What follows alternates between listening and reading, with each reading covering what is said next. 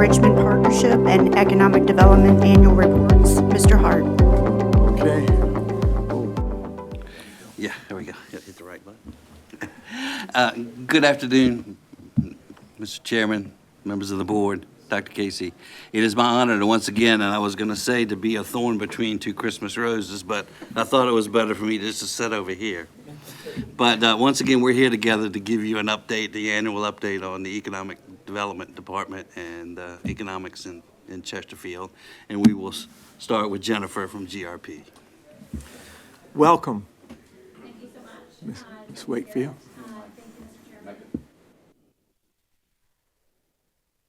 There we go. Now, is it okay? Thank you.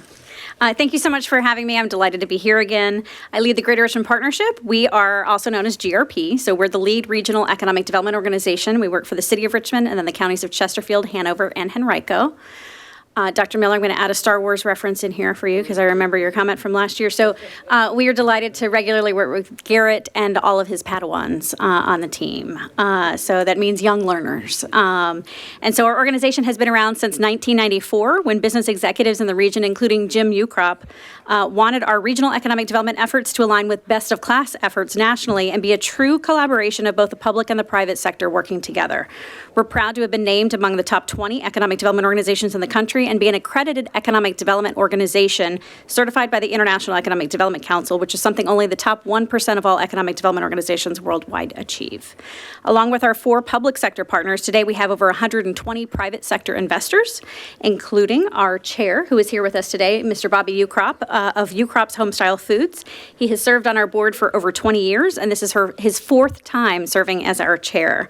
I'm proud to be joined by him, so thank you so much for being here.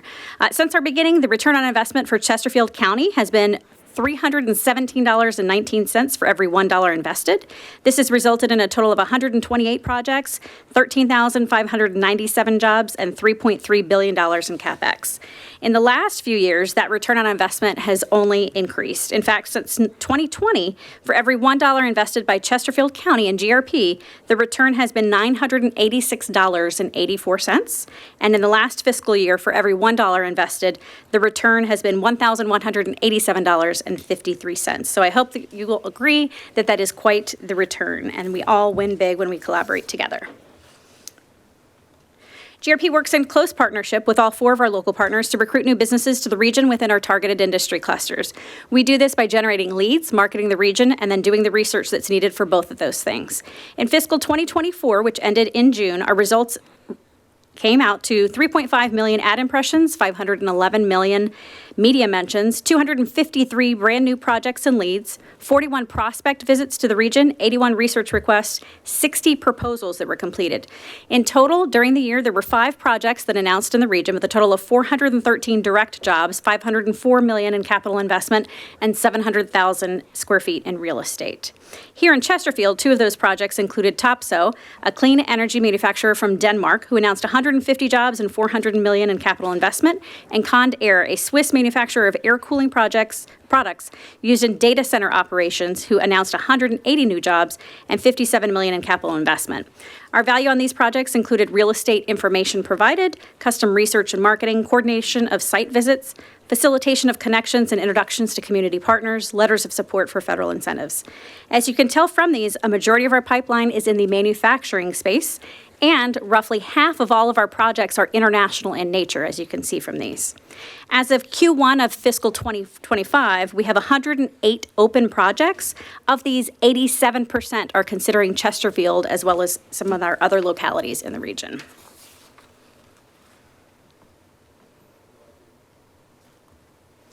Here is just a sampling of some of the activity in the past year, which includes familiarization tours for site location consultants and for companies that are looking, marketing missions, and then events that have been held here in the region. We hosted 16 site location consultants in the year. This is critical as consultants are involved in roughly half of all site location decisions, and there are only about 200 of the top site location consultants in the country.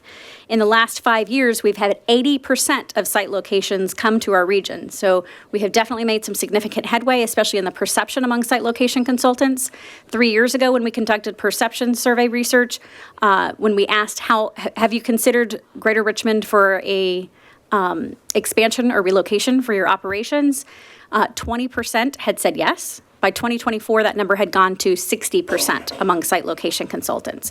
However, we do have some work to do when it comes to corporate executives. In 2021, that number was 2% among corporate executives, and it jumped to about 30% for 2024. So that's going to be a focus for us going forward. We also hosted in this last year the Virginia Secretary of Trade and Commerce, Karen Merrick, as well as a group of new team members from the Virginia Economic Development Partnership on tours of the region, including Chesterfield.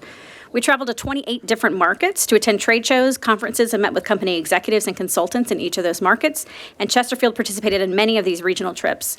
And this fiscal year, Chesterfield has been a part of site visits by companies 60% of the time.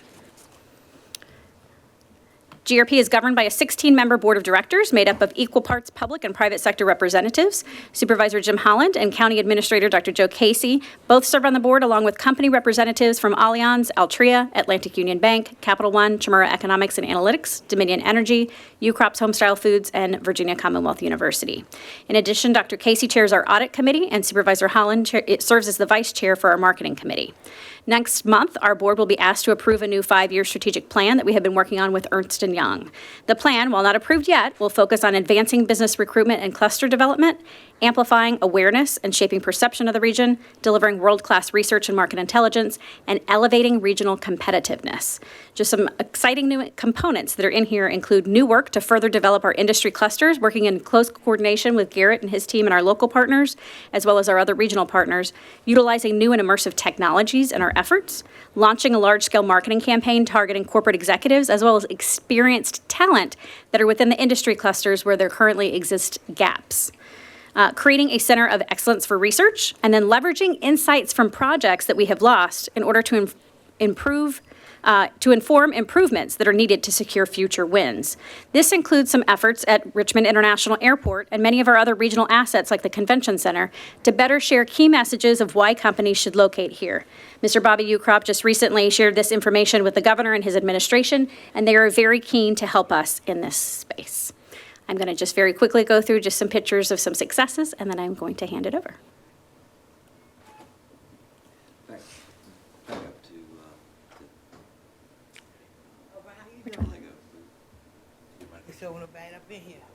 I asked her to back up to the Lego site because this picture was just taken last week, so it's the latest picture of where they are. Obviously, you can start seeing where the buildings are going to be. Those gray pads are actually the outline of the buildings. It'll really start looking at something probably towards the end of the summer because the steel will start going up and it'll really start looking like something. And I thank you for your report, and I think she only breathed 3 times in between that. She's got her elevator speech down. You're going to get it done in an elevator. It's like, it is my honor to now turn the podium over to Terri Beirne, the current chair of the EDA. Mr. Chairman, members of the board, thank you. Welcome. Thank you for the opportunity to serve on the EDA. We are having a lot of fun, as you can imagine, and thrilled to be doing the work that you have asked us to do. So here's a list of my colleagues on the board. Our newest member is Robert Vaughn, who's been a wonderful addition. And this building is the Timmons Building, which we'll talk about a little bit later. But that top right corner there is going to be the county's Economic Development Office in the near future. We're excited about that. 2024 was another year of success for the EDA. You have used us to effectively and efficiently construct needed infrastructure throughout the county. I'm going to start with the Western area schools. You can see this recent photo of the work the EDA has done. We have provided water, sewer, and road extensions, and the work on all 3 of those has already been completed in preparation for the primary, secondary, and high school, primary, middle, and high school. Here's the completed roadway extension. If you look at the roundabout at the top there, that's the roundabout at the Deep Creek Middle School. And this has allowed the middle school to open, and we're in the process of this road being accepted by VDOT at the moment, and you'll be thrilled to know that this project was under budget and ahead of schedule. Some of the other transportation financing, the Board of Supervisors has used us to, for $300 million in conduit financing for transportation infrastructure in FY 2024. And we've saved the county $38 million in transportation and utility infrastructure by being awarded 2 Virginia Business Ready Site Program grants from the Commonwealth. The first is the largest grant that the Commonwealth awarded, which is $25 million, and which was being used entirely for the design and permitting of the Western Area Infrastructure Plans. And the second grant was $13 million, which is being used to widen and straighten Duval Road beyond this north-south road. That was the second one was awarded this year, this FY 2024, and we're going to be using it into 2025. Shifting gears here, this is an old picture of Spring Rock Green Shopping Center. If you notice in the top right-hand corner, this is the day before the demolition of the Best Products building began in 2023. Fast forward 19 months later to October of this year. Excuse me, that was 2023. This is 2024. So we have 3 buildings that are nearly complete, if not already finished. The first in the right-hand corner is the parking garage. The one in the middle is the Timmons building, and the one to the left is the first mixed-use building that Collins is constructing. And to orient you here, here's a master plan. Again, the top right corner is the parking garage. The blue building to the left of number 6 is the Timmons building, and then number 5 is the Collins first mixed-use building there. I'm going to drill down on each of these 3 buildings for you. Here's the parking garage, 790 spaces, already has its certificate of occupancy, and it's ready for use. That big space in front of it is cleared and ready for construction of the second Collins mixed-use building, which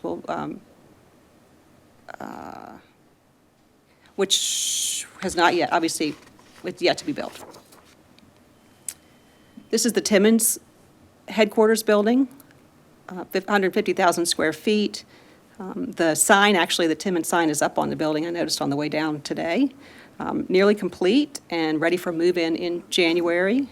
The county's economic development offices, as I mentioned, are going to be in that top right corner, directly in the middle of the slide there. This is the first Collins building that's nearly finished. It's a 327,000 square foot building with 300 units for apartments that are going to begin leasing in May of this year. It has 27,000 square foot of retail in the first floor, and they have begun to look for tenants in that space already. This is a rendering of the second mixed-use building, the Collins building that would be next to the parking garage that I mentioned. They're completing the design work now and going to be starting construction next year. And then finally, this is the Hilton Hotel rendering. It's a $100 million building. Construction's going to start early next year, and hopefully with an opening late 2027. It's going to be a 12-story full-service hotel with 375 rooms and 30,000 square feet of conference space. So quite an asset for the county. Happy to answer any questions, but that's what I have for you today. I just wanted to mention, you forgot about the rooftop bar. I did not mention the rooftop bar. Yeah, so I should make sure. And there's a seat with your name on it, I think, there, good. Mark, I'm isn't it? looking Don't forward forget to that. Just two questions about that. Is we made a decision yet, or what, a grocery store in Springline District 60, and then where do we stand on the pedestrian bridge going over Midlothian? So they're my 2 questions. I'll take this. Thanks, Garrett.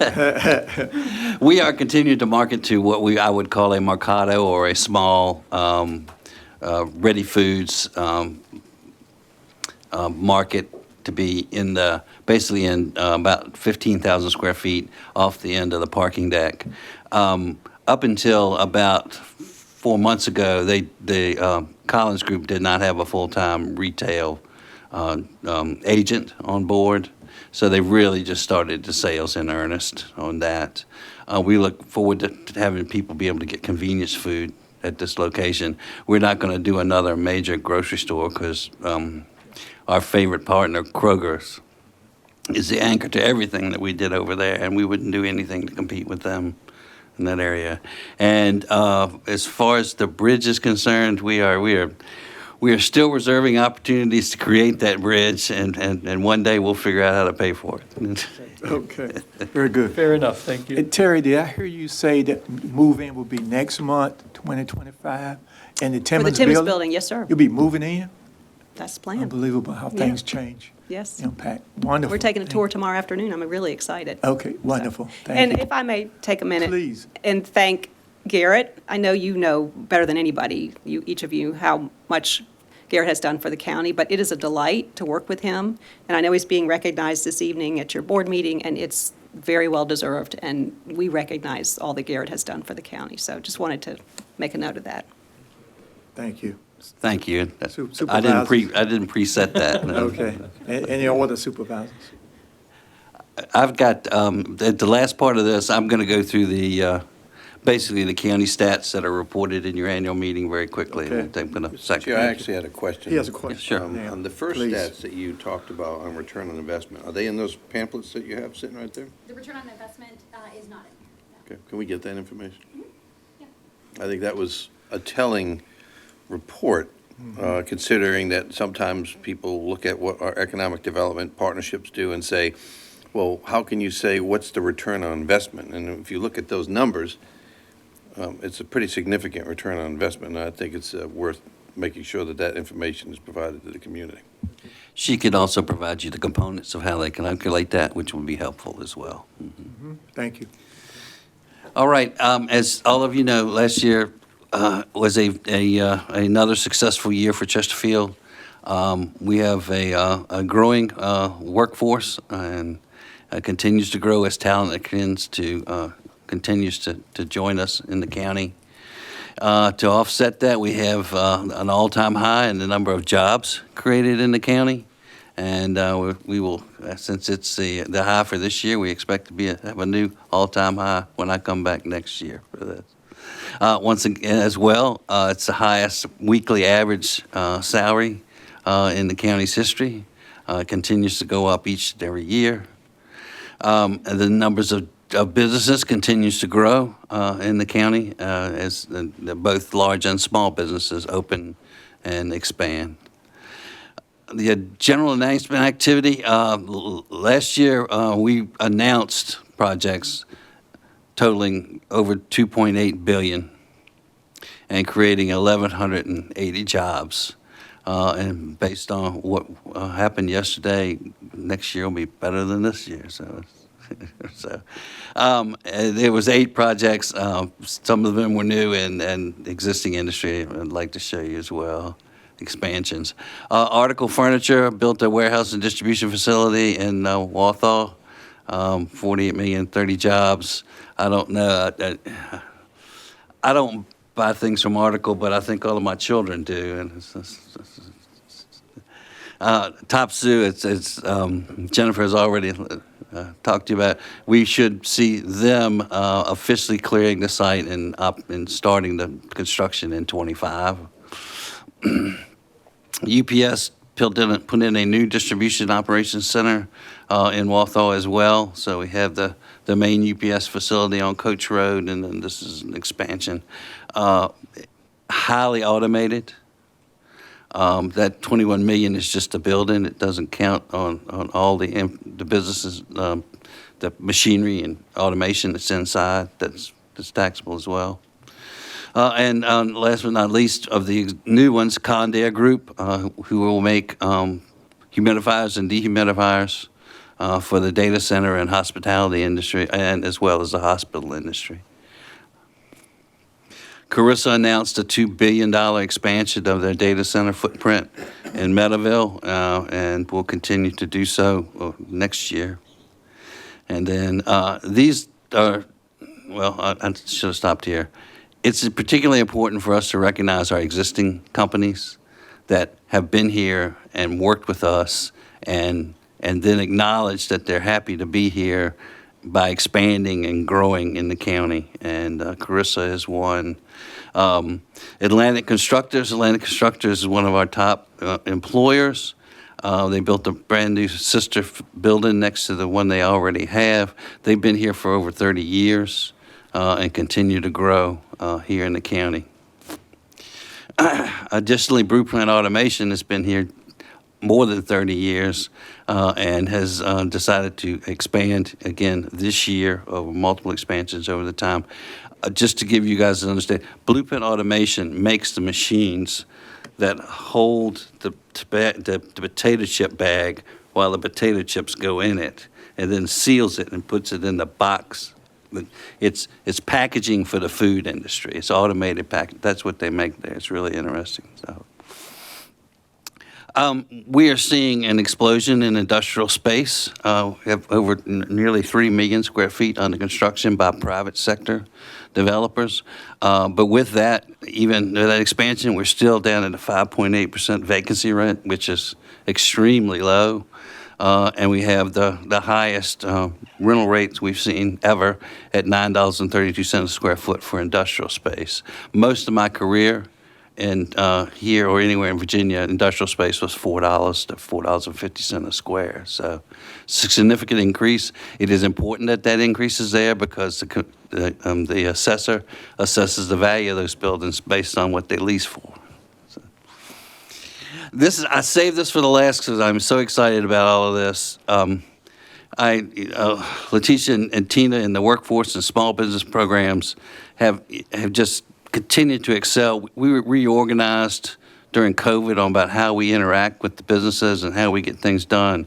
And with 58 events and programs, we have touched over 6,000 county citizens about growing or starting their business in Chesterfield County. That's 2,000 more than we did last year, which is 2,000 more than we did the year before. So I'm just really thrilled at the outcome of this. And based on all of this, the Learning Center did their business survey, again, for local businesses, and I'm pleased to say that 9 out of the 10 of the businesses responding said that they would recommend Chesterfield as a business location. 9 out of 10 said that they plan to keep their business in Chesterfield the next 5 years.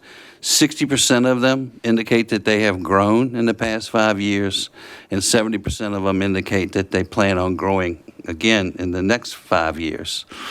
27% say they are in the process of expect to hire in the next 12 months.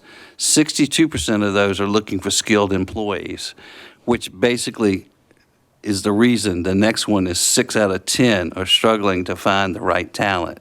It's getting the training and the talent to match the demand of what's going on. That completes my report. Happy Thank to you. take any questions. Thank you. Supervisors, any comments or questions in this regard?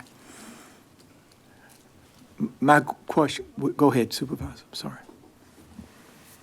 I was just going to say thank you to you and your team for the partnerships that you've developed regionally to continue to bring unbelievable businesses and corporations to the, not just Chesterfield County, but the whole Richmond area. But I've been here a long time, and I've never seen anything like this before.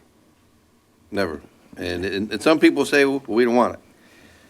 Well, we graduate almost 5,000 kids a year from our schools, and almost 15,000 kids regionally from everybody's colleges.